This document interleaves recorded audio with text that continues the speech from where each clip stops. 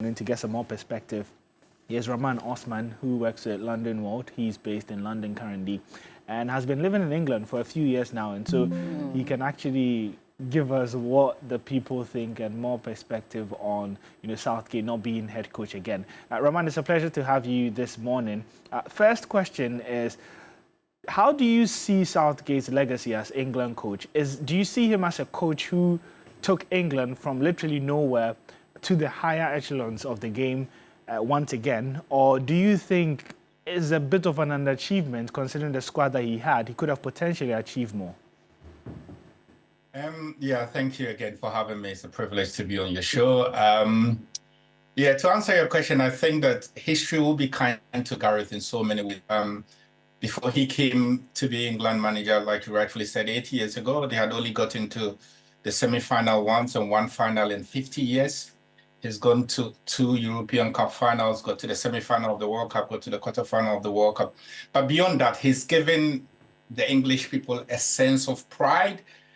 This summer, again, was quite really big summer. Like normally when they go for competitions before Southgate, they would come out at the round of 16. The field wasn't there. This time, they stayed throughout the whole competition. They get to the final.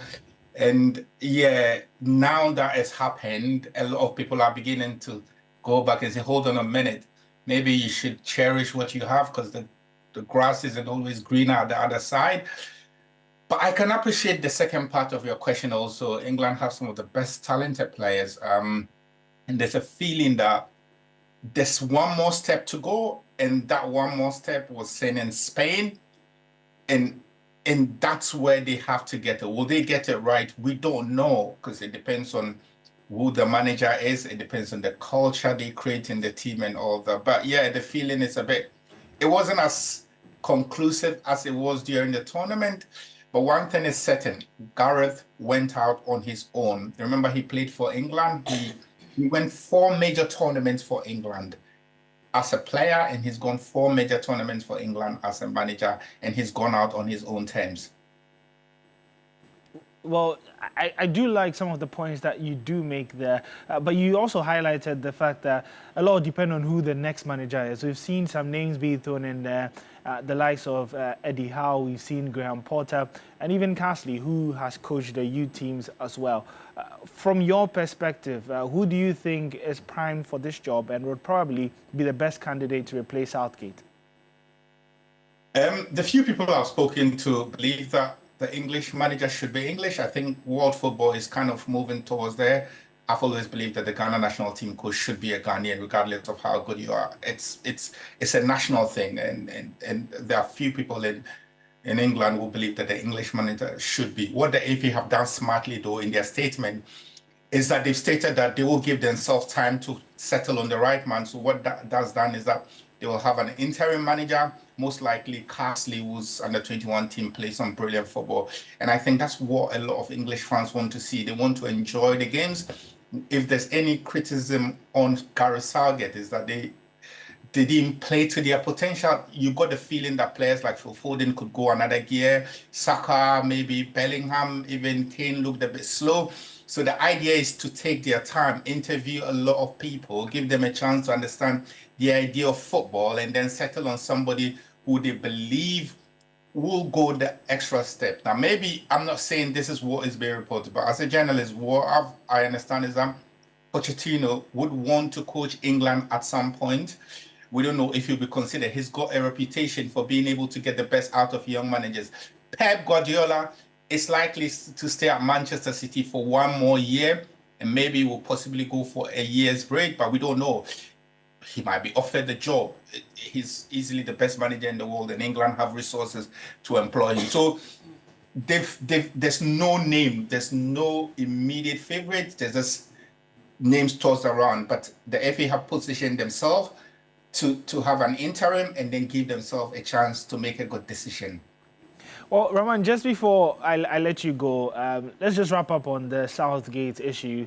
There's a bit of news coming in from Chelsea, a club that you follow so well, and they have announced that they are beginning internal investigations into a video that emerged from the Argentina camp, specifically their team bus, after they won the Copa America over the weekend, where one of their players, Enzo Fernandez, on his Instagram Live, joined the team singing about French players. Basically, if you translate it to English, they were talking about how Kylian Mbappe specifically has his parents coming in from Africa and him also being transgender. Very weird and difficult to take words that were used in that chant. Now, Enzo himself has apologized. Chelsea say that they would look into it. What do you think? How does it look from where you sit? Because, you know, Fofana has already come out on Instagram and social media to condemn what Enzo did and their teammates. And so how do you see this panning out in the end? Man, it's horrible. It's one of the most difficult situations to be in if you work in a football club or you work in the media section of the football club. Because to be fair, if you translate the words, that's not what it is. Like, the words don't give meaning. You need to put it into context and the idea behind the song. That's when you'll understand. It's a racist song. It should never be encouraged, and Enzo should know better. You see, as you grow up and you become successful, you should always remember that you have responsibilities, and part of those responsibilities is to know what to say, because you carry a lot of power. When your kids look at you and they want to be like you, and so you say things and they say things, and I've seen a lot of divide, and it's incredible that even a lot of Africans don't even understand it. And sometimes I don't blame them, because if you live all your life in Africa, and mostly dominated in Black communities, you don't understand the power of segregation and racism. It's massive, and it's done in a way sometimes to be highlighted that, oh, it's just a joke. It's not a joke. They know what they're doing. It's undermining. It's so deeper than just, oh, you translate the words and that's what they say, and there's somebody, so it's just fact. It's not. There's a reason. There's a mental reason why they feel that they can sing stuff like that. Yeah. And there's banter. And there's a line to segregation, and that's purely segregation. Yeah. Did he know? Does he know? Should he know better? Is it naivety? You can't make excuses for that. And I tell you from a position of privilege that it's chaos at Chelsea, because they will try as much as possible to solve it. Okay. Thank you very much, Rahman, for making time to join us this morning. A very horrible situation there.